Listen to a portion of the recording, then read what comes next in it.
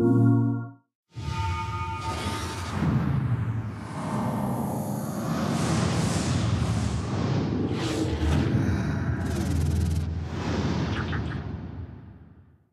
and welcome to Access, your weekly guide to everything PlayStation.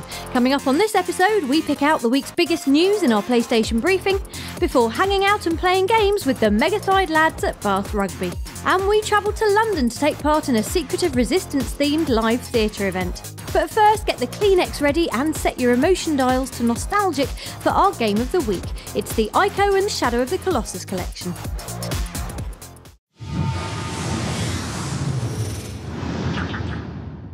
If there's one thing PlayStation 2 classics Ico and Shadow of the Colossus taught us, it's that games don't always have to be about goals and guns and the smouldering remains of our enemies. Done right, riding a horse or simply holding hands can be as thrilling as any combination of explosions and football, and with much less clearing up to do afterwards. Which of course will be news to most of you, as both Ico and Colossus sold about 7 copies when originally released, you heathens. Now though, you have a chance to atone for your sins, as the pair have been given a 3-dimensional high-definition makeover as part of the build-up to their spiritual sequel, upcoming PS3 title, The Last Guardian. As you'd expect, they look better than ever. Ico is the mysterious story of a small horned boy who must battle through a castle of puzzles and shadows with an otherworldly fairy princess. Everything from the tiled floors to the grand open-air towers looks sparkling, while the game's real draw remains the unique blend of ingenious mechanical puzzles and the heartwarming companionship shared by our heroes. Calling Yorda's name in the echoey, windswept courtyard still brings a happy, sad tear to our eye. Shadow of the Colossus is the follow-up to Ico, if not in a direct narrative way, then in terms of style and atmosphere. This time the focus is on a young man called Wanda and his horse Aggro, as they charge around a green mountainous landscape fighting giant ancient creatures in order to resurrect a sacrificed girl. It's unlike anything else on PlayStation, and the visual scrub is even more effective here. Not only are the draw distances bigger, giving a better sense of the epic size of this world, but the 3D is exceptional, with the contrast between Wanda close to the camera and the huge colossi making for some exquisite perspective trickery. Above all else, Ico and Shadow of the Colossus are different. They're thoughtfully crafted, artfully designed, and come with an atmosphere of hushed fragility that makes them feel rare and precious. They're also both guaranteed to make you cry at least once, and look absolutely superb in high definition.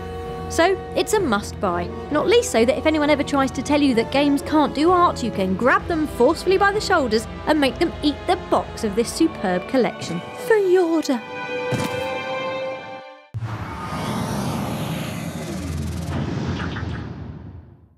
Time now for your PlayStation briefing, a 90-second run-through of the week's hottest stories. So what would you do with biceps of carbon-reinforced nanofibre? Protect the innocent? Bend lampposts into amusing shapes? How about throwing a big wooden crate at a strolling man? High-spec shooter Crysis, dropping onto PSN next month, chooses option 3. The former PC exclusive has undergone a lighting overhaul and a full 3D makeover for its console debut. I might even slip into a nano suit myself. Now that I'd like to see. Shh, later. Snake! Snake!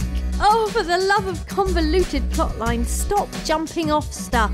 Although jumping onto PlayStation Vita is fine, which is exactly what the Metal Gear Solid HD collection has gone and done, as announced by Hideo Kojima himself at the Tokyo Game Show. It's not just the pixel count of Snake's Tash that's been improved either. Now you can finally earn trophies for your stealthy escapades. Make sure to check back next week for an InfoCram TGS blowout. On to hot transfer news, namely Pro Evolution Soccer 2012 ditching poster boy Lionel Messi in favour of Real Madrid's well-oiled goal machine Cristiano Ronaldo. Apparently the Portuguese winger embodies the spirit of the new Pez. We're guessing they mean the huge goal boots rather than all the preening and diving. That was your PlayStation briefing. We'll be back with more freshly baked news cakes next week.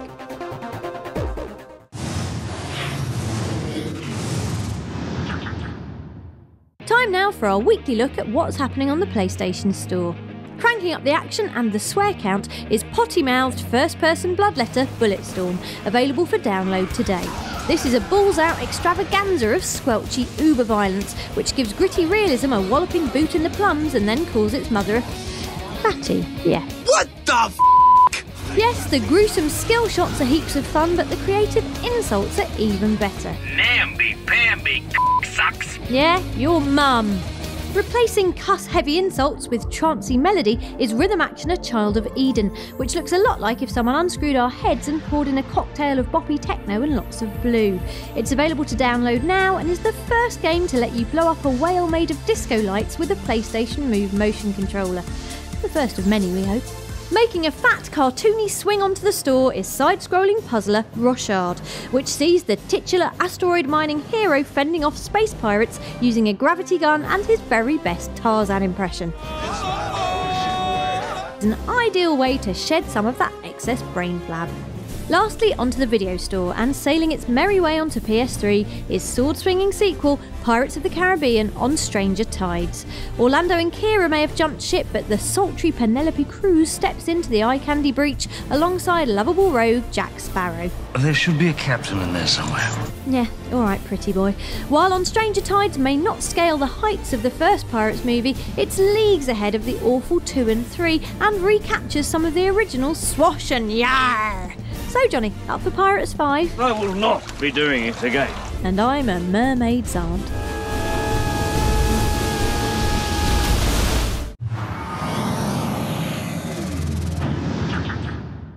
Just like that, Sweet Chariot to the Rugby World Cup is in full swing, and bulldozing its way towards your PS3 in rather timely fashion is Jonah Lomu Rugby Challenge. We put the game to the ultimate test by giving the players at Bath Rugby a try at the game. Try? No, fine. As you can see, they're not taking this too seriously at all. So, what do you reckon, boys? But no, on the whole, really good fun and very realistic. I love some of the little skills they were pulling off. It was awesome. I struggle with the tackling a bit, but I suppose I struggle with that in the real game as well. Any areas of the game you'd like improved? I was only rated 44 and Guy Mercer wasn't on the game. So, yeah, I think there's some kind of issues you might want to iron out there. Oh, bless. Maybe we'll start a petition for some Guy Mercer DLC. I imagine there'll be a few serious matches played online after I've made my character on the game. Edit player. I'd like to download you, eh? Oh, that's it for your bonus level. And if we've whet your appetite for virtual egg chasing, you can pick up Jonah Lomu Rugby Challenge on October the 7th.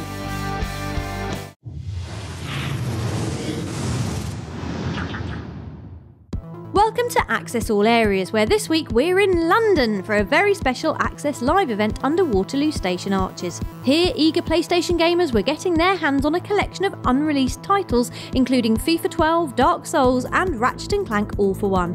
While immersive theatre group Punch Drunk were pulling people from the crowd for a secretive interactive experience. Here's how it all went. It's good to play all the games. There's a big variety of games on offer, so you don't often get the opportunity to go and play games without queues. Journey was graphically beautiful. The gameplay was really fun. She's the gamer. Meanwhile, over by the dark depths of Punch Drunk's theatre event, we spoke to the group about what might be lurking through those doors. What we've always done in our shows is concentrated on the individual audience member and putting them within the show in some context. Our piece is a prequel to the third game. We can't really tell you what's going to happen to people because that would ruin the surprise. Find a way out of here. With our cameras confiscated at the door, we checked out the reaction of those who dared venture inside. It was terrifying. It was cool. I felt like I was part of the game. Like you see a guy rising up from a bed that you just walked past. I just had to scream. We had tasks to do, we had levels to complete. It was very much about teamwork, staying on the ball. I'm still shaking. Very mysterious. And another top night out at Access Live. Access events are happening across the UK in the next few weeks, including Bristol from the 29th of September with special guest Lethal Bizzle, and Manchester from the 6th to the 8th of October. Head over to facebook.com/PlayStation Access to find out more.